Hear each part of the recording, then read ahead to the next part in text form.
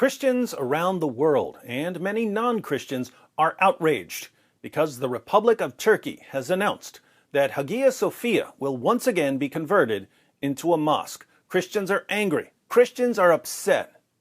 But not me. I always look on the bright side. I focus on the positive, not on the negative. When life throws Islam at me, I make myself a nice tall glass of Islaminade. In this video, I'm going to explain why the reconversion of Hagia Sophia into a mosque isn't as bad as you might think. But first, since many viewers may not know much about Hagia Sophia or its significance in Christian history, here's a quick review of the current conflict.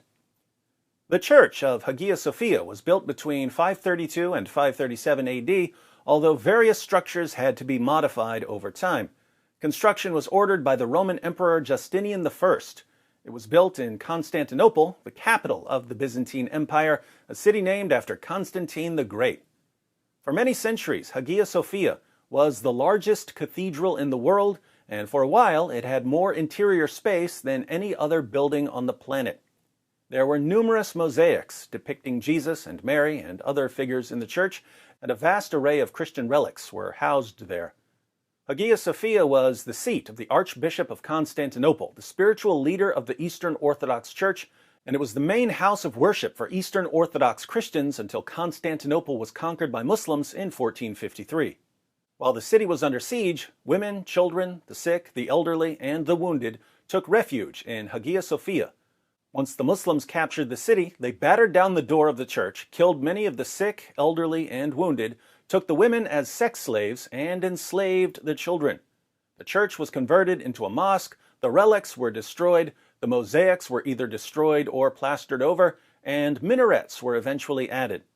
Hagia Sophia was a mosque until 1931, when it was shut down by the secular Turkish government. The Republic of Turkey uncovered the Christian mosaics and reopened Hagia Sophia as a museum in 1935. It was a museum for 85 years until Turkish President Erdogan announced that Hagia Sophia was once again a mosque.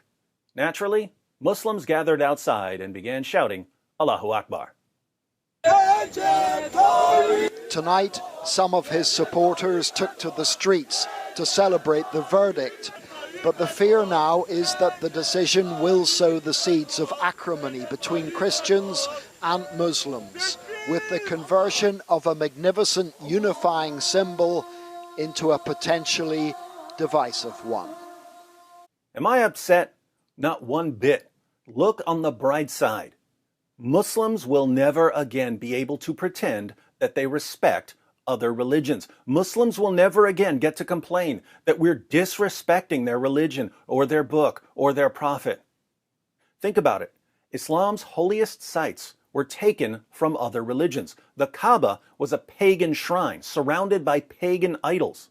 Muslims conquered Mecca, smashed the idols to pieces, and made it the heart of Islamic worship. The heart of Jewish worship for 3,000 years has been the Temple Mount in Jerusalem. After conquering the city, Muslims built the Dome of the Rock and the Al-Aqsa Mosque. Jews have to pray at a nearby wall. For centuries, the heart of the Christian world was Constantinople, and the heart of Christian worship was Hagia Sophia, one of the most spectacular buildings ever constructed.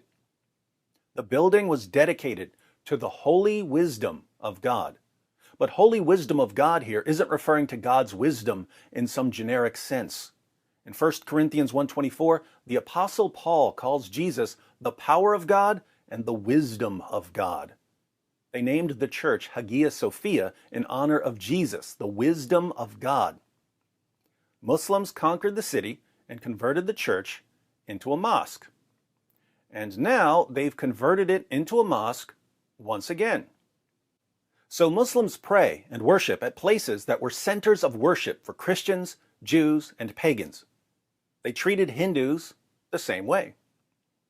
Muslims constantly demand respect for their religion when they offer no respect in return. Every Islamic prayer in Hagia Sophia is a slap in the face to Christians. Every Islamic prayer in the Al-Aqsa Mosque is a slap in the face to Jews. To you Muslims who are watching, I'll say this. After 14 centuries of seizing other people's places of worship while shouting Allahu Akbar, you have lost the right to demand respect for your religion.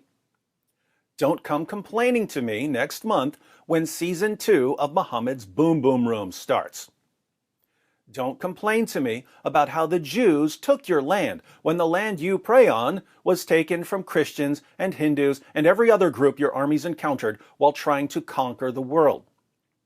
Your places of worship are monuments to your colossal hypocrisy. Thank you for reminding us of that yet again. We won't forget this time. As for everyone else who's watching, if you're upset that a museum that was once the main Christian church in the world has been converted yet again into a mosque, I encourage you to use that energy in a positive way. Here are some videos to share. When Muslims complain that you're hurting their feelings by sharing these videos, remind them about Hagia Sophia and give them a quick introduction to the concept of consistency.